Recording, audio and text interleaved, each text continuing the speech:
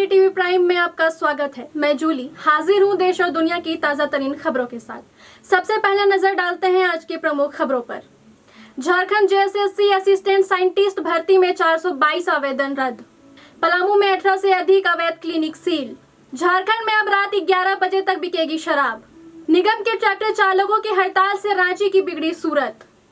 बिहार में नीतीश कैबिनेट का बड़ा फैसला, महिलाओं को स्वरोजगार के लिए मिलेंगे 10,000 रुपए। मनोज जरांगे बोले, मैदान नहीं छोड़ूंगा। पश्चिमी सूडान में भूस्खलन से पूरा गांव मिट्टी में समाया। संजय लीला भंसाली पर धोखाधड़ी को लेकर एफआईआर दर्ज। मिचेल स्टार्क ने T20 क्रिकेट से लिया संन्यास। जीएसटी काउंसिल बैठक से पहले शेयर बाजार में जोरदार उछाल। झारखंड कर्मचारी चयन आयोग ने असिस्टेंट साइंटिस्ट भर्ती 2025 के तहत 422 आवेदन को रद्द कर दिया है। 23 पदों के लिए हो रही इस भर्ती में 372 उम्मीदवारों ने आवेदन शुल्क जमा नहीं किया।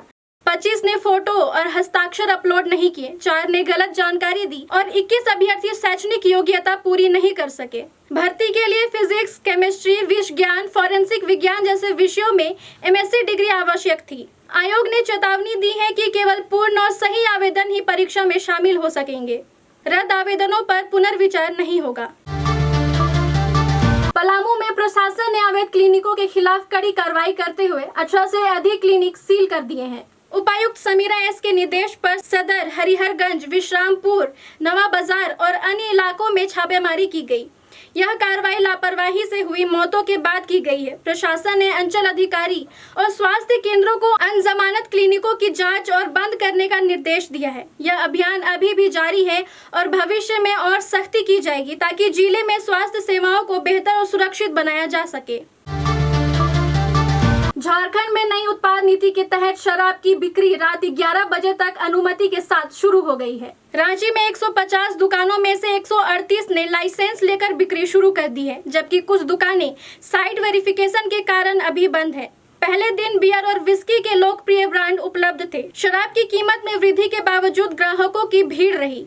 उत्पाद विभाग ने ज्यादा कीमत वसूलने पर सख्त कार्रवाई करते हुए 1 लाख रुपए का जुर्माना लगाने की चेतावनी दी है। इससे बिक्री में पारदर्शिता सुनिश्चित होगी। रांची नगर निगम के 176 ट्रैक्टर चालकों की हड़ताल से शहर में कचरे का अंबार लग गया है। 4 दिनों से कचरा नहीं उठने के कारण हिंदपीढ़ी, लालपुर, जेल चौक समेत कई इलाकों की स्थिति बिगड़ गई है। चालकों का आरोप है कि निगम ने उनका 14 माह का किराया बकाया रखा है और उन्हें प्राइवेट कंपनी को काम देने की योजना से बेरोजगार करने की धमकी दी है।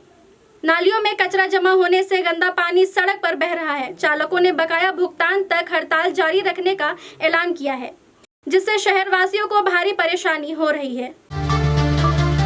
बिहार कैबिनेट ने महिलाओं के लिए बड़ा फैसला लिया है। मुख्यमंत्री नीतीश कुमार की अध्यक्षता में हुई बैठक में महिलाओं को स्वरोजगार शुरू करने के लिए 10,000 रुपए की पहली किस्त देने का निर्णय लिया गया है। यह राशि राज्य के प्रत्येक परिवार की एक महिला को दी जाएगी। ग्रामीण विकास विभाग आवेदन प्राप्त कर पात्रता जांच करेगा। सितंबर से यह राशि सीधे महिलाओं के बैंक खाते में ट्रांसफर की जाएगी। रोजगार शुरू होने के 6 महीने बाद काम का मूल्यांकन किया जाएगा और जरूरत पड़ने पर 2 लाख रुपए तक की अतिरिक्त मदद भी दी जाएगी। अब बढ़ते हैं राष्ट्रीय खबरों की ओर। मुंबई में मराठा आरक्षण आंदोलन 5वें दिन में है। मनोज जरांगे पाटिल के नेतृत्व में चल रहे इस आंदोलन को बॉम्बे हाईकोर्ट ने 2 सितंबर दोपहर तक सड़कों को खाली करने का आदेश दिया था। इसके बावजूद मनोज ने आजाद मैदान खाली करने से इनकार कर दिया और भावुकता से कहा, मैं मर भी जाऊं तो इस धरती से नहीं उठूंगा। वे अनशन पर है और मराठाओं को कुनबी OBC श्रेणी में आरक्षण देने की मांग कर रहे हैं। इस आंदोलन से मुंबई में यातायात और सार्वजनिक सेवाएं प्रभावित हो रही हैं। पुलिस ने सुरक्षा और जनता की असुविधा को लेकर आंदोलनकारियों को नोटिस जारी किया है। भीड़ में 2 आत्महत्या की घटनाएं आंदोलन से जुड़ी बताई जा रही है और पनवेल में समर्थकों पर हमला हुआ है। सरकार पर राजनीतिक दबाव बढ़ गया है क्योंकि अन्य OBC समूह भी आंदोलन कर सकते हैं। जरांगे ने चेतावनी दी है कि मांगे न माने जाने पर आंदोलन और तेज होगा। अब बढ़ते हैं अंतर्राष्ट्रीय खबरों की ओर। पश्चिमी सूडान के मारा पर्वत में भारी बारिश के बाद भूस्खलन से एक पूरा गांव मिट्टी में समा गया। इस त्रासदी में 1000 से अधिक लोग मारे गए, जबकि केवल 1 व्यक्ति बच पाया।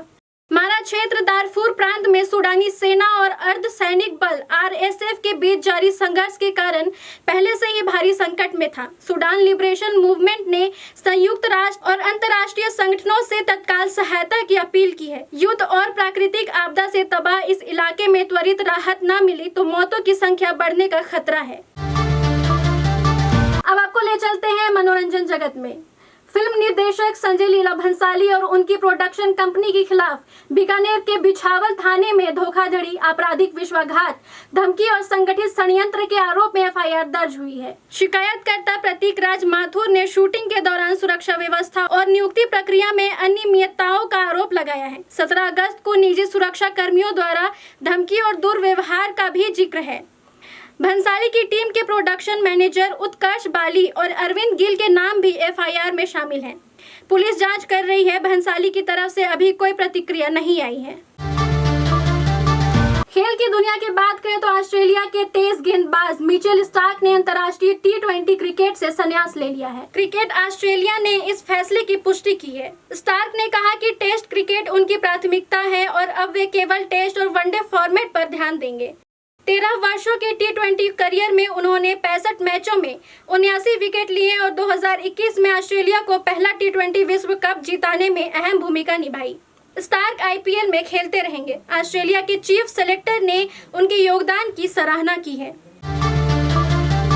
अंत में बाजार और कारोबार की बात। जीएसटी काउंसिल की 56वीं बैठक से एक दिन पहले मंगलवार को शेयर बाजार में तेजी देखी गई। बीएसई सेंसेक्स 360 अंकों की छलांग लगाकर 80,520 पर पहुंच गया, जबकि एनएसई निफ्टी 28 अंक बढ़कर 24,653 पर कारोबार किया। रिलायंस इंडस्ट्रीज ने 1.4% की बढ़त के साथ सबसे अधिक लाभ कमाया। निफ्टी मिड कैप और स्मॉल कैप में भी मामूली उछाल हुआ। वहीं निफ्टी आईटी सहित कुछ सेक्टर्स में गिरावट रही। वैश्विक बाजारों में भी एशियाई शेयर बढ़त पर थे। निवेशकों की नजरें जीएसटी रिफॉर्म्स और संघाई सहयोग संगठन की बैठक पर टिकी है। फिलहाल आज के लिए इतना ही। दर्शकों, कैसी लगी हमारी ये पेशकश हमें जरूर बताएं। कल फिर मिलेंगे रात 8 बजे। बने रहे हमारे साथ, देखते रहे IDTV इंद्रधनुष।